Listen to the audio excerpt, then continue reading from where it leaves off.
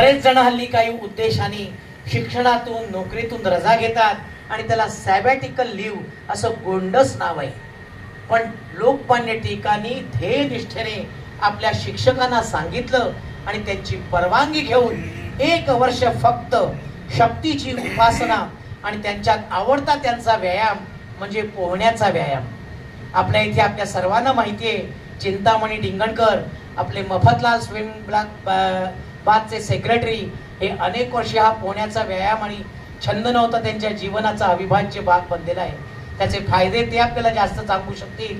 लोकमान्य टिळकांनी सुद्धा ही कला जोपासली आणि ती कला एवढ्या अत्युच्च प्रतीपर्यंत नेली की संपूर्णपणे पोहत असताना हातात सतकोर भाकरीचा तुकडा धरायचा आणि पट्टीने पोहायचं, जेणेकरून त्या भाकरीच्या तुकड्याला पाण्याचा स्पर्शही होता कामा नये. आणि असं नैपुण्य लोक